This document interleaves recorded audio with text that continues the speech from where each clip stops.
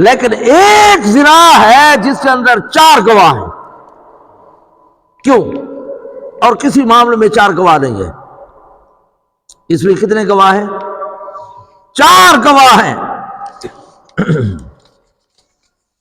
یہ کیوں ہے؟ تو علماء نے لکھا ہے کہ رب کائنات کو انسان کی عزت احترام بڑا جو ہے نا محبوب ہے. اللہ رب العزت نے 4 گواہ اس لیے مقرر کیے ہیں کہ نہ یہ برابر ہوں گے، نہ کسی کی ذلت اور رسوائی ہوگی. اور 4 گواہ اس طرح ہوں، شریعت کے اندر فقہ کے اندر آتا ہے، ذرا میں کھول کر بیان کر رہا ہوں. جیسے سرمچو سرمے دانی میں 4 گواہ اس طرح دیکھیں، سرمچو سرمے دانی میں. یا دوسری روایت کے اندر آتا ہے جیسے ڈول کنویں میں غائب ہو جاتا ہے. اس طرح دیکھیں تب تو جو ہے نا ان کو پکڑا جائے گا. غیر شادی شدہ ہے تو 100 کوڑے مارے جائیں گے، شادی شدہ ہے تو اس کو رجم کیا جائے گا.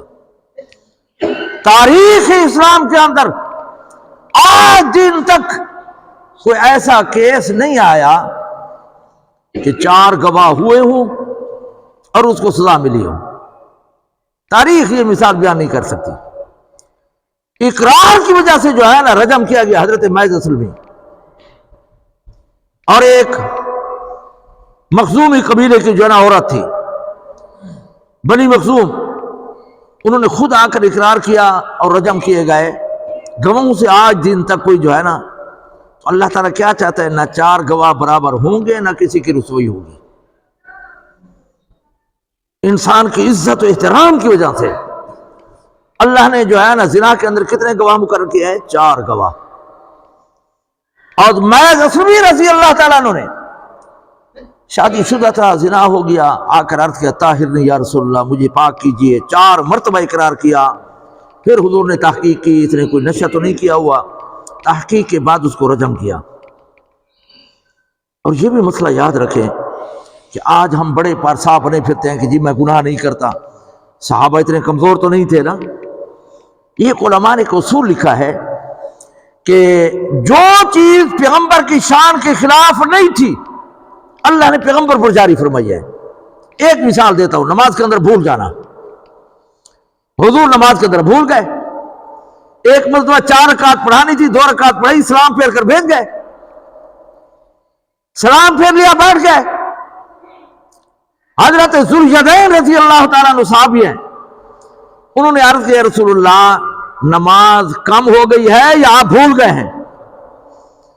حضور اکرم صلی اللہ علیہ وسلم نے فرمایا نہ میں بھولا ہوں نہ نماز کم ہوئی ہے.